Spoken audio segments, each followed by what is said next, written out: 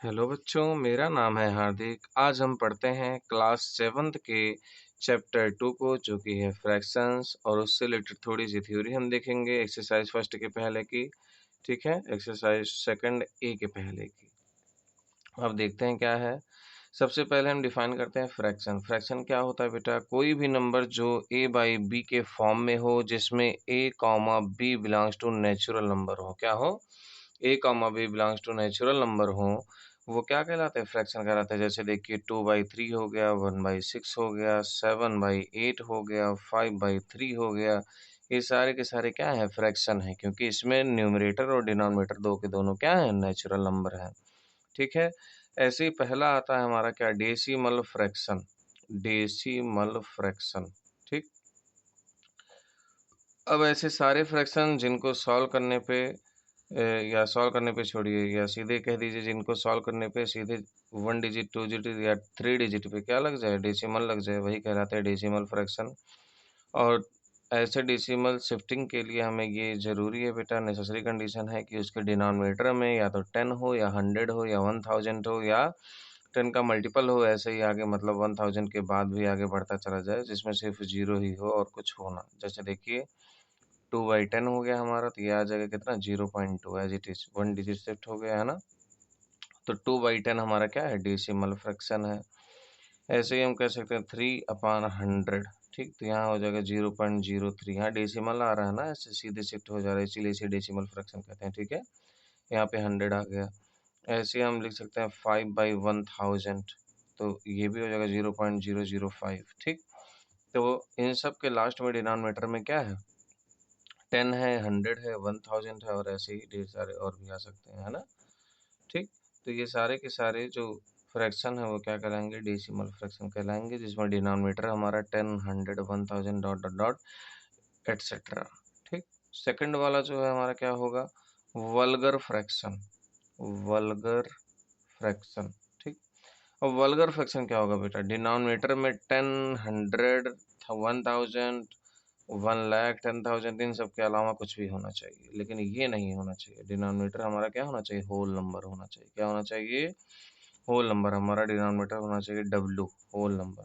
या यूँ कह लो, डिनोमिनेटर हमारा होना चाहिए 1, 2, 3, 4 डॉट डॉट डॉट, ऐसे ही। ठीक, लेकिन उसमें से 10 नहीं होगा, 100 नहीं होगा, 1000 नहीं होगा, जीरो तो हमारा हो ही नहीं सकता, नहीं तो डिफाइन ही नहीं होगा, है ना।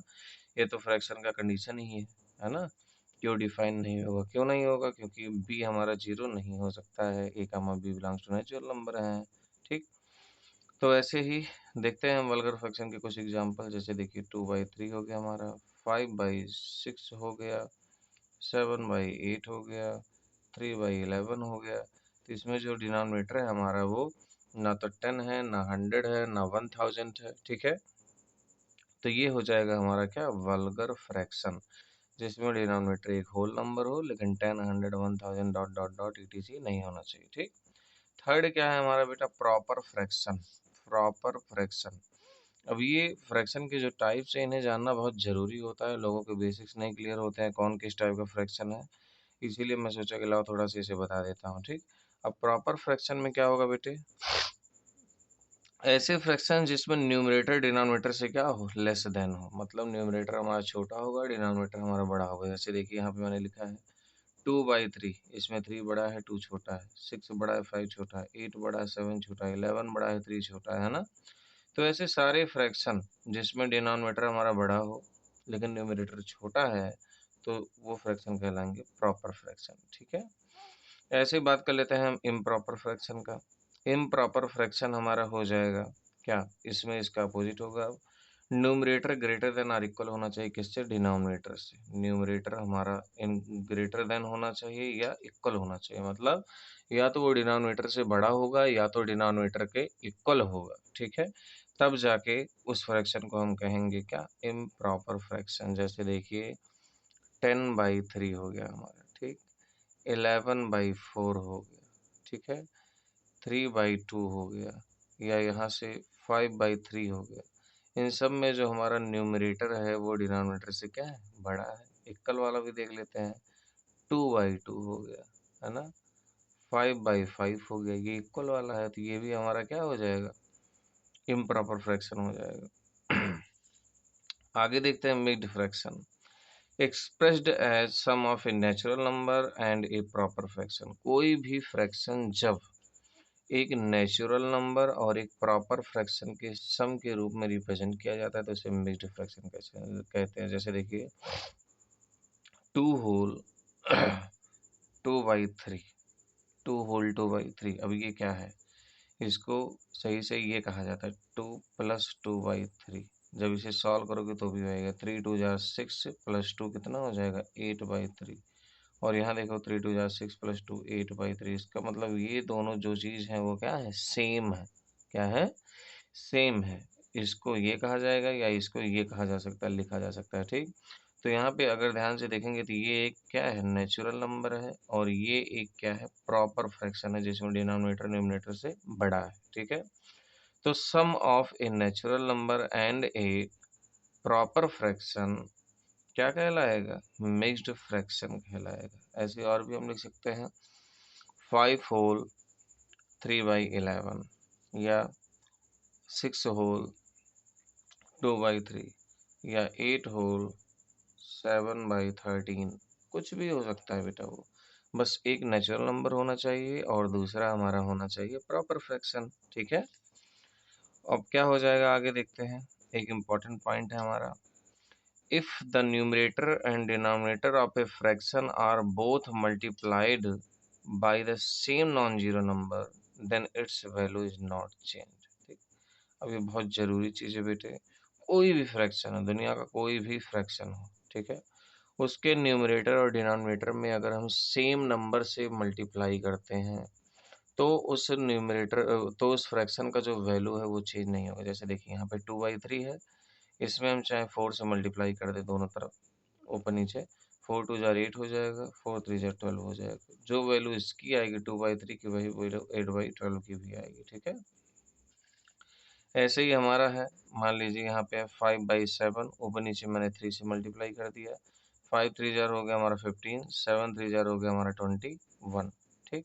तो जो वैल्यू 15/21 की है वही वैल्यू 5/7 की भी होगी, ठीक है। तो इस हिसाब से हम क्या कह सकते हैं कि न्यूमरेटर और डिनोमिनेटर में हम किसी से भी मल्टीप्लाई करें, हमारा जो वैल्यू है फ्रैक्शन का वो चेंज होने वाला नहीं है बिल्कुल भी, ठीक। आई होप ये क्लियर हो गया होगा। अगला देखते हैं इक्विवेलेंट फ्रैक्शन, इक्विवेलेंट फ्रैक्शन, ठीक, क्या हो जाएगा।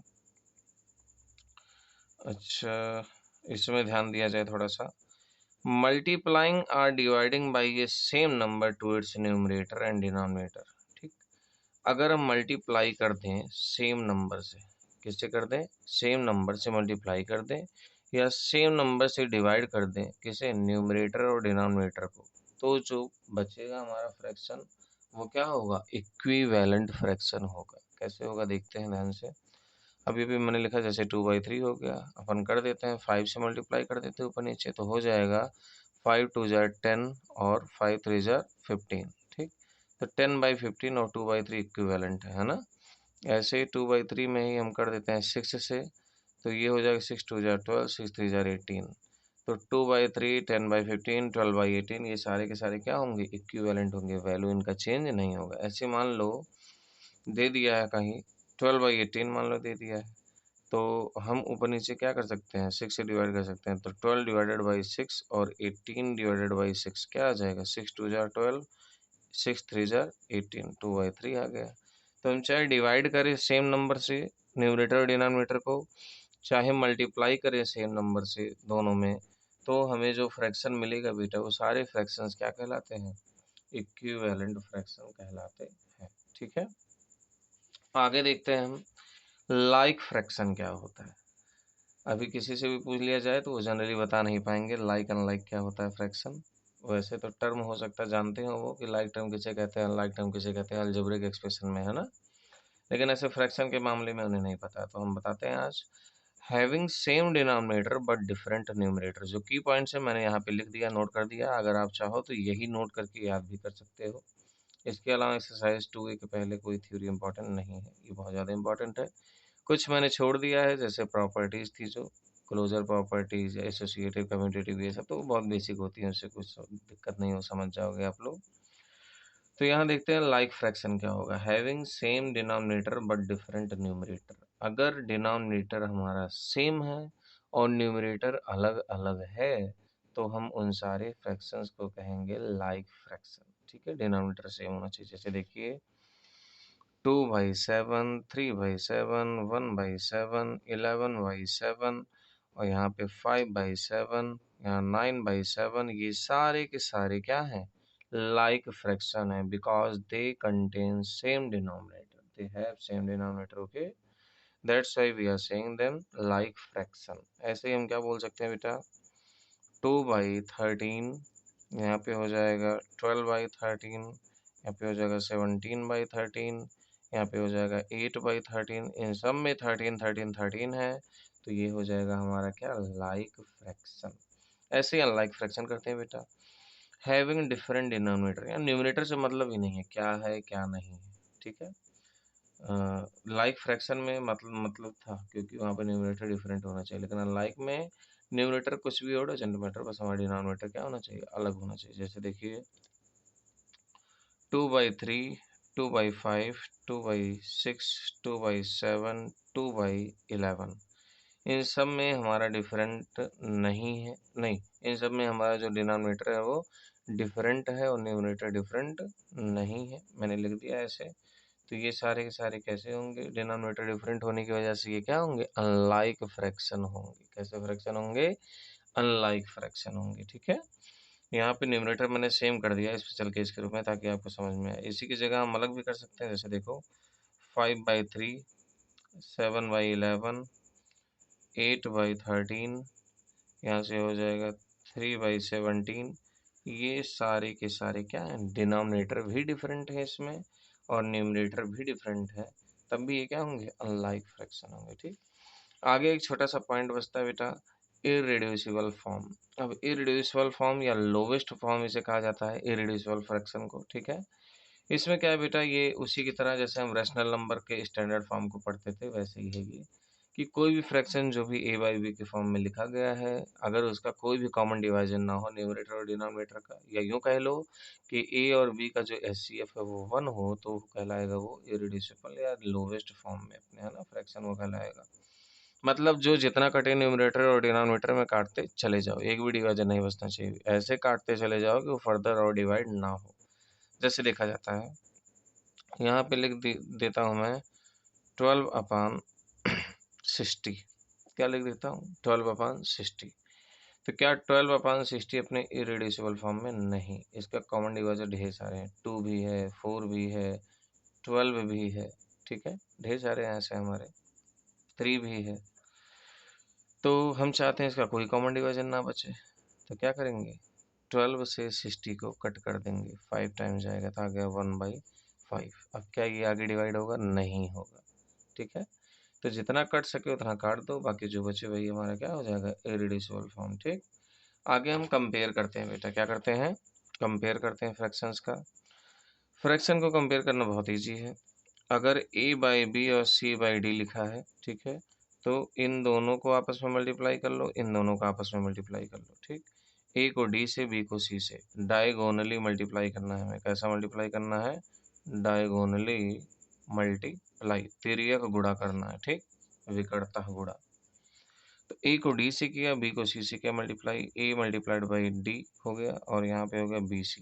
ध्यान देना, अगर ये बड़ा आया BC से तो जो हमारा A बाई बी है वो बड़ा होगा C बाई डी से। ठीक, अगर AD इक्वल आ गया BC के तो हमारा जो A बाई बी है वो इक्वल होगा C बाई डी के। और अगर हमारा A बाई बी नहीं, अगर हमारा AD लेस देन आ गया BC तो हमारा A by be less than होगा C बाई डी। अब करके देखते हैं हम, जैसे देखिए फ्रैक्शन है, यहाँ पे 3/5 और यहाँ पे है 7/11। ठीक है, हमें देखना है कौन बड़ा है कौन छोटा है। मल्टीप्लाई कर लो, 11 को 3 से किया 33, 5 को 7 से किया तो 35। इधर वाला बड़ा है तो इसका मतलब 3/5 7/11 से छोटा होगा।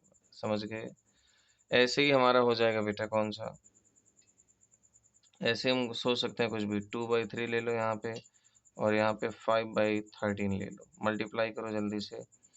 13 2 जार हो जाएगा 26 और 3 5 जार हो जाएगा 15। तो इसका मतलब 26 बड़ा है 15 से, तो 2/3 बड़ा हो जाएगा 5/13 से।